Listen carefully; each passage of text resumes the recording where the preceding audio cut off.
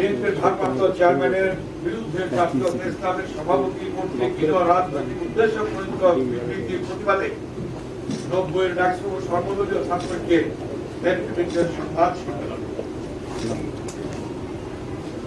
প্রিয় সাংবাদিকবৃন্দ, আসসালামু আলাইকুম। আপনারা অবগত আছেন যে দীর্ঘদিন থেকেই জাতীয়তাবাদী শক্তির বিরুদ্ধে দেশের স্বার্থবিরোধী একটি চক্র ষড়যন্ত্র করে যাচ্ছে। জাতীয়তাবাদী শক্তিকে নেতৃত্ব সুন্দর করার চক্রান্ত অব্যাহত রয়েছে। বাংলাদেশের জাতীয়তাবাদী শক্তির ঐক্যের প্রতি দেশের স্বাধীনতা ও গণতান্ত্রিকামী জনগণের আশা আকাঙ্ক্ষার নির্ভরতার প্রতীক মহান স্বাধীনতার ঘোষকের পরিবারের বিরুদ্ধে লাগামহীনভাবে নির্মম অপপ্রচার চলছে। আগামীতে নির্দলীয় নিরপেক্ষ সরকারের অধীনে জাতীয় সংসদ নির্বাচনের দাবি যখন জাতীয় দাবিতে পরিণত হতে চলছে এবং এ দাবিতে যখন বৃহত্তর আন্দোলনের প্রস্তুতি চলছে, ঠিক তখনই নিশিরাতের সরকার এবং তার উচ্ছিষ্ট ভোগী চাটুকার দালাল গোষ্ঠী জাতীয়তাবাদী শক্তি তথা বিএনপি এবং এর নেতৃত্বের বিরুদ্ধে মিথ্যাচার অপপ্রচার আরো জোরদার করে চলছে। আমরা লক্ষ্য করছি সম্প্রতি বিএনপি এবং তার নেতৃত্বের বিরুদ্ধে ক্ষমতাসীনদের অব্যাহত মিথ্যাচার অপপ্রচারের দুষ্কর্মে রাষ্ট্রীয় প্রতিষ্ঠানগুলির সাথে দেশের গণমাধ্যমের একটি অংশকেও সঙ্গী করে নেওয়া হয়েছে। এখন সাংবাদিকদের ঐতিহ্যবাহী জাতীয় প্রতিষ্ঠান জাতীয় প্রেস ক্লাবকেও ক্ষমতাসীনদের হীন দলীয় রাজনৈতিক স্বার্থ রক্ষায় ব্যবহারের অপচেষ্টা হয়েছে, যার প্রমাণ বিএনপির শীর্ষ নেতৃত্বের বিরুদ্ধে জাতীয় প্রেস ক্লাবের সভাপতির হীন রাজনৈতিক উদ্দেশ্য প্রণোদিত বিবৃতি। প্রিয় সাংবাদিক বন্ধুগণ, ৯০ সালের 10ই অক্টোবর স্বৈরাচার বিরোধী আন্দোলনে পুলিশের গুলিতে প্রাণ হারিয়েছিলেন জাতীয়তাবাদী ছাত্রদল নেতা নাজিমুদ্দিন জিহাদ। দিনটি পালন উপলক্ষে গত রোববার শহীদ জিহাদ স্মৃতি পরিষদের উদ্যোগে ৯০-এর ডাকসু সর্বদলীয় ছাত্রলীগের নেতৃবৃন্দের অংশগ্রহণে জাতীয় প্রেস ক্লাবে একটি আলোচনা সভা অনুষ্ঠিত হয়েছে। সভায় প্রধান অতিথি হিসাবে ভিডিও কনফারেন্সে সংযুক্ত হয়ে বক্তব্য দিয়েছেন বাংলাদেশ জাতীয়তাবাদী দল বিএনপির ভারপ্রাপ্ত চেয়ারম্যান দেশ নায়ক তারেক রহমান। আমরা বিস্ময়ের সঙ্গে লক্ষ্য করলাম বিএনপির ভারপ্রাপ্ত চেয়ারম্যানের বক্তব্য দেওয়ার প্রতিবাদে পরদিন 11ই অক্টোবর একটি বিবৃতি দিয়েছেন জাতীয় প্রেস ক্লাবের সভাপতি ফরিদা ইয়াসমিন। ভিডিও কনফারেন্সে তারেক রহমানের সঙ্গে মত বিনিময় আইন বহির্ভূত শিরোনামে ফরিদা ইয়াসমিনের প্রদত্ত বিবৃতিটি উদ্ধত্তপূর্ণ এবং সম্পূর্ণভাবে হীন রাজনৈতিক উদ্দেশ্য প্রণোদিত। আমরা ৯০-এর স্বৈরাচার বিরোধী গণতান্ত্রিক আন্দোলনের সফল নেতৃত্ব দানকারী প্রতিষ্ঠান ডাকসু সর্বদলীয় ছাত্র ঐক্যের নেতৃবৃন্দ জাতীয় প্রেস ক্লাবের সভাপতির এই ভিন্ন বিবৃতির তীব্র নিন্দা ও প্রতিবাদ জানাই। উপস্থিত সাংবাদিক বন্ধুগণ, জাতীয় প্রেস ক্লাবের সভাপতির বিবৃতিটি আপনারা হয়তো অনেকেই দেখেছেন। বিবৃতিতে তথাকথিত প্রতিবাদের ভাষা ব্যবহার এবং শব্দ চয়নে মনে হয় তিনি জাতীয় প্রেস ক্লাব নয়, বরং আওয়ামী মহিলা লীগের কোন শাখা প্রশাখার নেত্রী। আমাদের বক্তব্য হচ্ছে, বাংলাদেশের সবচেয়ে জনপ্রিয় রাজনৈতিক দল বিএনপির ভারপ্রাপ্ত চেয়ারম্যান ফোনে কথা বলবেন নাকি ভিডিও কনফারেন্সে কথা বলবেন, এ নিয়ে কারো কোনো মাথা ব্যথার কারণ থাকতে পারে বলে আমরা মনে করি না। এটা একান্তই বিএনপির নিজস্ব দলীয় সিদ্ধান্তের ব্যাপার। এটাকে তিনি যেভাবে অবলীলায় আইন বহির্ভূত বললেন তা তার অজ্ঞতারই পরিচয়। গোটা দেশবাসী জানেন দেশ নায়ক তারেক রহমান এমন একটি রাজনৈতিক পরিবারে বেড়ে উঠেছেন যে পরিবারটির সঙ্গে বাংলাদেশের জনগণের পরিচয় স্বাধীনতা ও মুক্তিযুদ্ধের মাধ্যমে।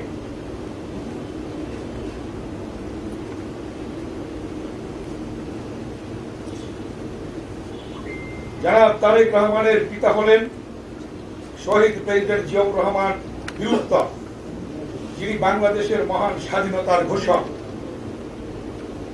রণাঙ্গনের বীর মুক্তিযোদ্ধা, একজন সেক্টর কমান্ডার, জেড ফোর্সের সর্বাধিনায়ক, সাবেক সেনাপ্রধান এবং জনগণের ভোটে নির্বাচিত বাংলাদেশের প্রথম প্রেসিডেন্ট।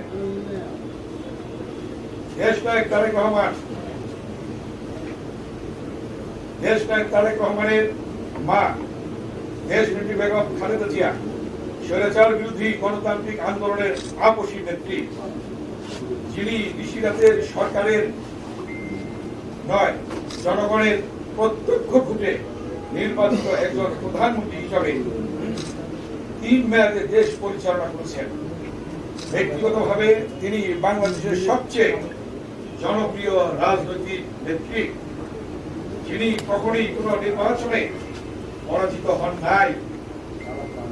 এমনি এক বর্ণাঢ্য ঐতিহাসিক রাজনৈতিক পরিবারে বেড়ে উঠেছেন দেশনায়ক তারেক রহমান, যে পরিবারটি ছিল তার রাজনৈতিক পাঠশালা। এরপর তিনি ঢাকা বিশ্ববিদ্যালয়ের ছাত্র থাকার সময় স্বৈরাচারী এরশাদ বিরোধী আন্দোলনে সম্পৃক্ত থেকেছেন এবং নানাভাবে সক্রিয় ভূমিকাও রেখেছেন। আর এ কারণে দেশনায়ক তারেক রহমানের উপর সেই সময় স্বৈরাচারী এরশাদের পেটো বাহিনী নির্মম হামলাও করেছিল। এভাবে রাজনীতির দীর্ঘ পথ পাড়ি দিয়ে বর্তমানে তিনি বাংলাদেশের সবচেয়ে বড় এবং জনপ্রিয় রাজনৈতিক দল বিএনপির ভারপ্রাপ্ত চেয়ারম্যান। অতএব এমন একজন বর্ণাঢ্য জনপ্রিয় জনরঞ্জিত রাজনৈতিক নেতা সম্পর্কে ভাষা ব্যবহারে জাতীয় প্রেস ক্লাবের সভাপতি হিসাবে ফরিদা ইয়াসমিনের বক্তব্য অসতর্কতা উদ্ধত্তের শামিল। প্রিয় সাংবাদিক বন্ধুগণ, দেশে নানা রকমের ক্লাব আছে, কিন্তু জাতীয় প্রেস ক্লাব অন্য আরো 8-10টি রাজনৈতিক ক্লাবের মতো নয়। জাতীয় প্রেস ক্লাবের একটি জাতীয় গুরুত্ব মর্যাদা রয়েছে। গণতন্ত্র চর্চায় দেশের জাতীয় প্রেস ক্লাবের গুরুত্ব উপলব্ধি করি 1977 সালের ডিসেম্বর মাসে রাজধানীর উত্তরা রোডে প্রতিষ্ঠিত জাতীয় প্রেস ক্লাবের জায়গাটি স্থায়ী বরাদ্দ দিয়েছিলেন শহীদ president Ziaur Rahman. Press club ভবন নির্মাণের টাকাও বরাদ্দ দেন তিনি। 1979 সালে জাতীয় প্রেস ক্লাবের বর্তমান ভবনের ভিত্তিপ্রস্তর স্থাপন করেন শহীদ প্রেসিডেন্ট জিয়াউর রহমান। আবার 2004 সালে প্রেস ক্লাবের বহুতল ভবনের ভিত্তিপ্রস্তর স্থাপন করেন তৎকালীন প্রধানমন্ত্রী দেশনেত্রী বেগম খালেদা জিয়া।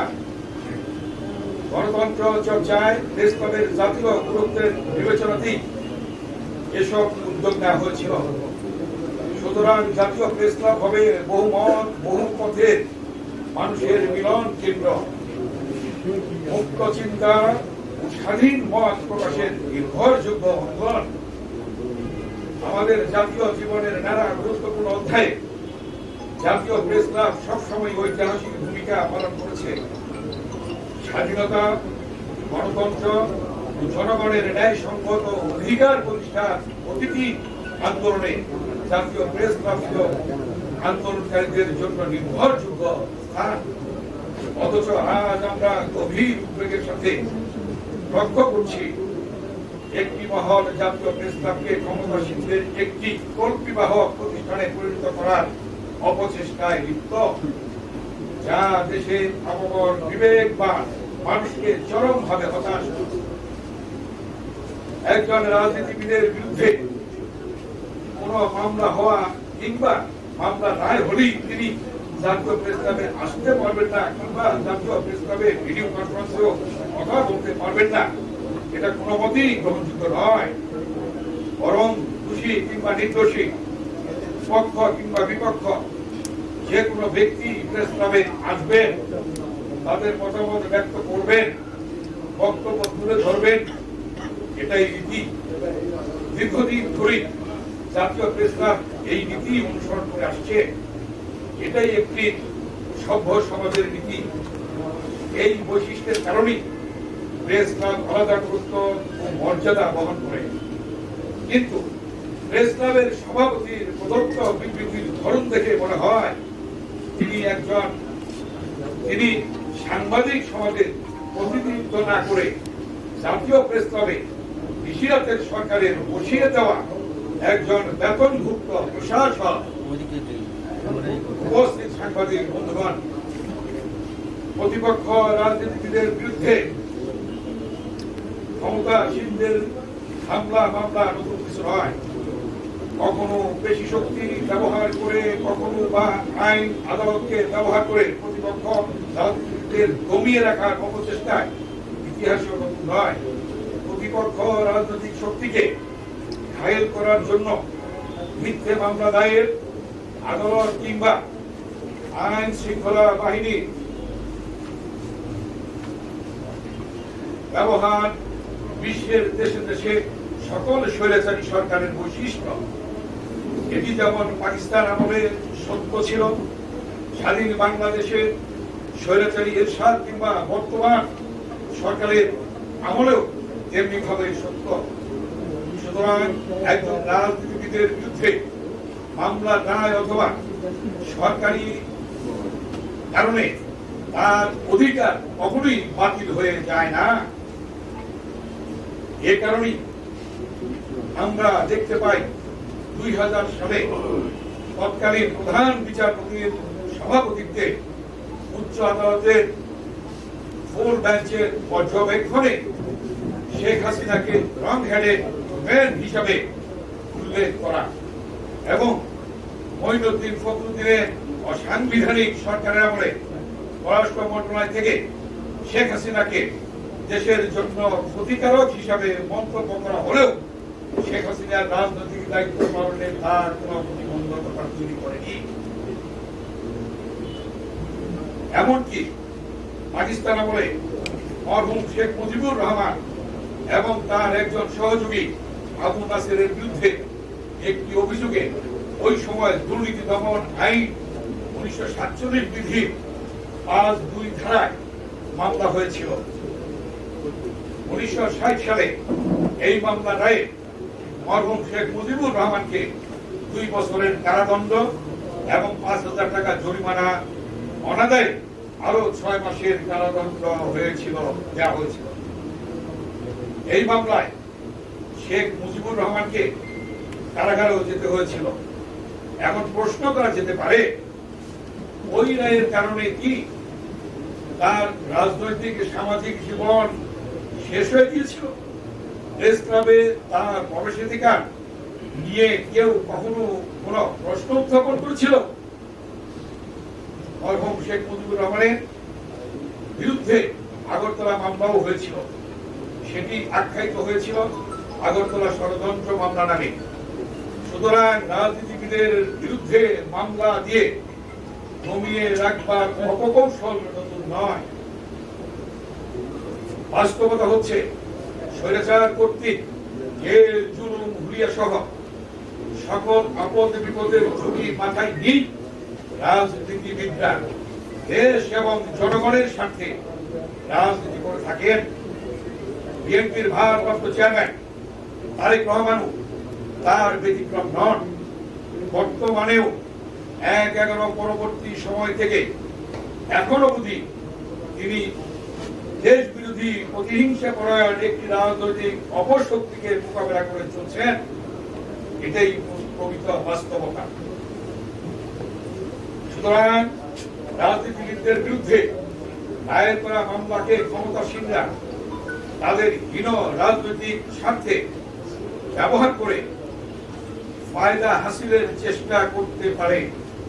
কিন্তু তার সঙ্গে জাতীয় প্রেস ক্লাবের পরিচয় যুক্ত করে আরো সুর মেলানোর পেছনে ভিন্ন কোন উদ্দেশ্য আছে বলি আমরা মনে করি। জাতীয় প্রেস ক্লাবের সভাপতি বর্তমান রাজনৈতিক পরিস্থিতি থেকে জনগণের দৃষ্টি ভিন্ন দিকে নিয়ে সরকারের আনুকূল্য পেতেই বিএনপির ভারপ্রাপ্ত চেয়ারম্যানের বিরুদ্ধে আইনের অপব্যাখ্যা দিয়ে এহেন বিবৃতি দিয়েছেন। এতে করে জাতীয় প্রেস ক্লাবের সুমহান গণতান্ত্রিক ঐতিহ্য ভাবমূর্তিকে প্রশ্নবিদ্ধ করা হয়েছে। সুতরাং সচেতন দেশবাসী আশা করে অবিলম্বে প্রেস ক্লাব সভাপতি দুঃখ প্রকাশ করে তার এই বিবৃতিটি প্রত্যাহার করে জাতীয় প্রেস ক্লাবের মর্যাদা রক্ষা করবেন।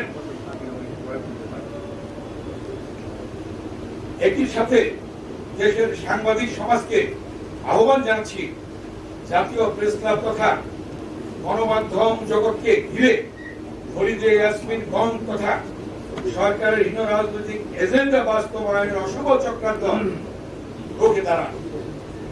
প্রিয় সাংবাদিক ভাই বোনেরা, দেশ এবং জনগণের স্বার্থে আমরা গত এক যুগের বেশি সময় ধরে একটি প্রতিকূল পরিবেশে রাজনৈতিক কর্মসূচি পালন করছি। আমাদের দল বিএনপির প্রতিষ্ঠাতা মহান স্বাধীনতার ঘোষক শহীদ রাষ্ট্রপতি জিয়াউর রহমান স্বাধীনতার ঘোষণা দিয়ে সশস্ত্র যুদ্ধের ডাক দিয়ে এই বাংলাদেশের স্বাধীনতার জন্য সশরীরে রণাঙ্গনে যুদ্ধ নেতৃত্ব দিয়েছেন। স্বাধীন বাংলাদেশে মুক্তিযোদ্ধা জিয়াউর রহমান 1975 সালের 7 নভেম্বর দেশকে নৈরাজ্যের অন্ধকার থেকে আলোর পথে এনেছেন। দেশে গণতন্ত্র পুনঃপ্রবর্তন করেছেন, সংবাদপত্রের স্বাধীনতা ফিরিয়ে দিয়েছেন। নানা ষড়যন্ত্র এবং চক্রান্ত মোকাবেলা করে 90 সালে গণঅভ্যুত্থানে নেতৃত্ব দিয়ে গণরায় নিয়ে দেশের হাল ধরেন মাদার অফ ডেমোক্রেসি দেশনেত্রী বেগম খালেদা জিয়া। প্রধানমন্ত্রী হিসাবে একাধিকবার রাষ্ট্র ও সরকার পরিচালনা করেছেন। তার সময়ে বাংলাদেশ পরিচিতি পেয়েছিল এশিয়ার ইমার্জিং টাইগার হিসাবে। আদালতের দোহাই দিয়ে দেশ নেত্রীকে ষড়যন্ত্রের বেড়াজালে আবদ্ধ করে রাখলেও তিনি জাতীয়তাবাদী আদর্শের প্রতিটি নেতা কর্মী তথা দেশপ্রেমিক জনতার প্রেরণার বাতিঘর। একইভাবে চক্রান্ত, ষড়যন্ত্র, মিথ্যাচার ও অপপ্রচার চলছে আমাদের দলের ভারপ্রাপ্ত চেয়ারম্যান দেশ নায়ক তারেক রহমানের বিরুদ্ধে। তবে এসব করে দেশের জনগণকে বিভ্রান্ত করা যাবে না।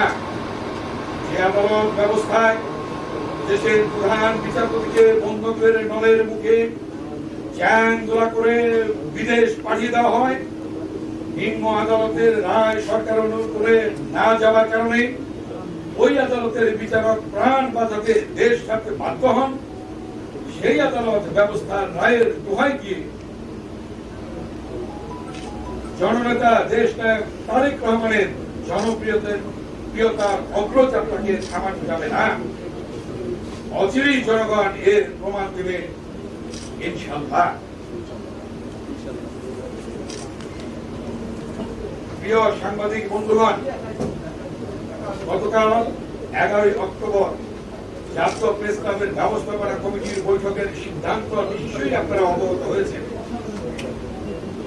যুগ্ম সম্পাদক মাইনুল আলম স্বাক্ষরিত সংবাদ বিজ্ঞপ্তিতে জানানো হয়েছে যে এরপর থেকে জাতীয় প্রেস ক্লাব মিলনায়তনে আর কোন রাজনৈতিক দল সভা সমাবেশ করতে পারবে না এবং বিশেষ করে স্বৈরাচার এরশাদ বিরোধী আন্দোলনের বীর শহীদ জিয়ার স্মৃতি পরিষদ জিয়া পরিষদকে আর কখনোই কোন কর্মসূচি পালনের অনুমতি দেওয়া হবে না।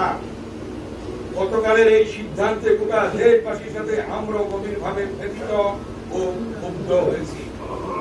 আমরা মনে করি জাতীয় প্রেস ক্লাব অতীতে জাতির নানা সংকটে গুরুত্বপূর্ণ ভূমিকা পালন করেছে এবং রাজনৈতিক সভা সমাবেশ করার অবারিত সুযোগ জাতীয় প্রেস কখনোই হরণ করেননি।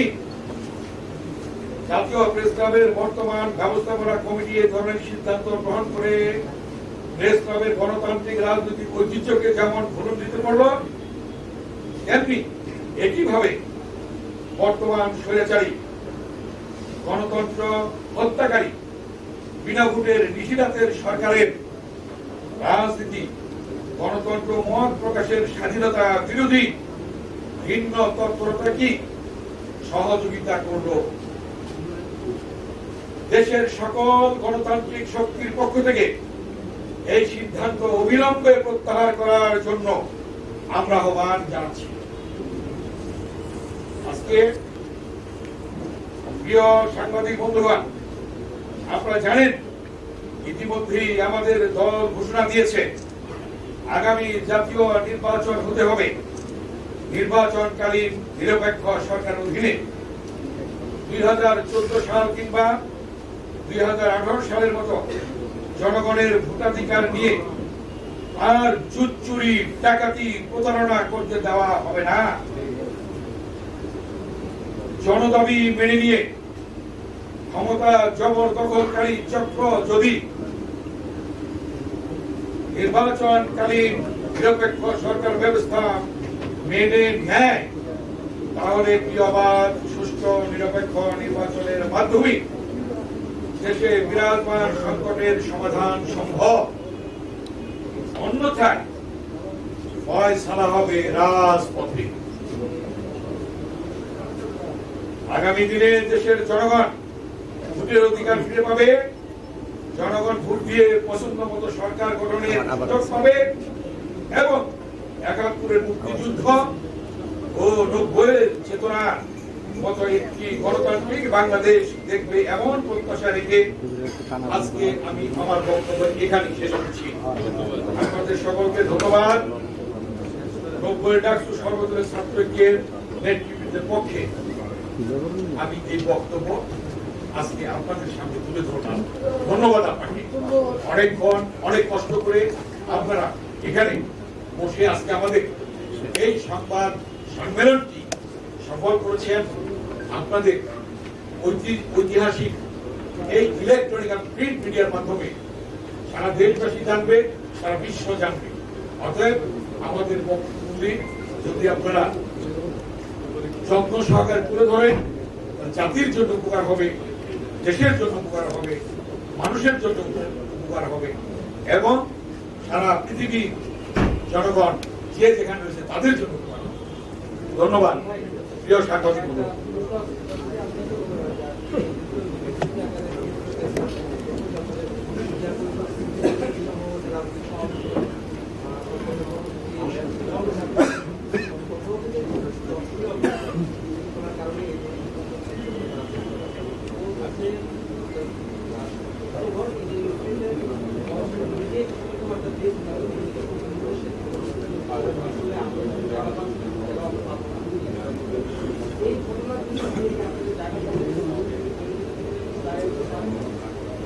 এখানে বিশৃঙ্খলার কথা যেটা বলছেন, কোন ধরনের বিশৃঙ্খলা সেখানে হয়নি এবং আমাদের নেতা কর্মীরা যারা যেখানে অংশগ্রহণ করছে সেখানে যারা অত্যন্ত সুশৃঙ্খল ভাবে তারা বসেছিল, যারা জায়গায় পায় নেই দাঁড়িয়েছিল।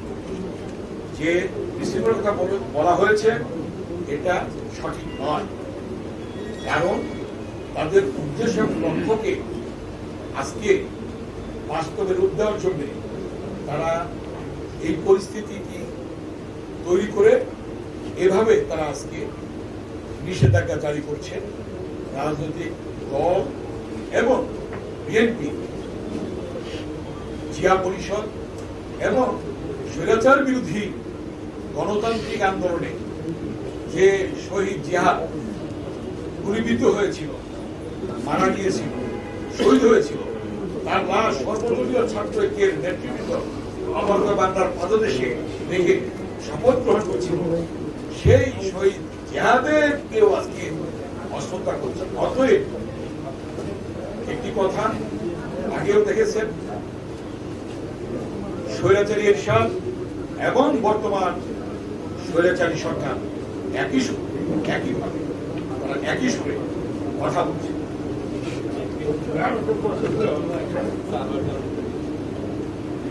আমাদের প্রশ্ন ছিল এটা হলো যে প্রেস ক্লাবের জাতীয় প্রেস ক্লাবের সাম্প্রতিক সিদ্ধান্ত এবং আপনাদের আজকের যে প্রেস কনফারেন্স সর্বদলীয় ছাত্রলীগের তাদের কি জাতীয় প্রেস ক্লাব এবং আপনাদের বন্ধু করার করবেন কিনা সেই ধরনের এখানে টোটাল প্রেস ক্লাবকে কিন্তু আমরা বলিনি, সরকারের ক্রীড়ক হিসাবে সভাপতি সহ একটি গোষ্ঠী, তাদের বিষয়ে আমরা কথা বলছি। এখানে প্রেস ক্লাবের সাথে আমাদের প্রিয় সাংবাদিক বন্ধুদের সাথে কোনো বিরোধ নেই। প্রেস ক্লাবকে আমরা মনে করি গণতান্ত্রিক আন্দোলনের আমাদের সাথী, আমাদের সহযোগী। অনেক ধন্যবাদ প্রিয় সাংবাদিক বন্ধুরা, অনেক ধন্যবাদ। আপনাদের সহযোগিতা কামনা করি আমরা সব জায়গায়।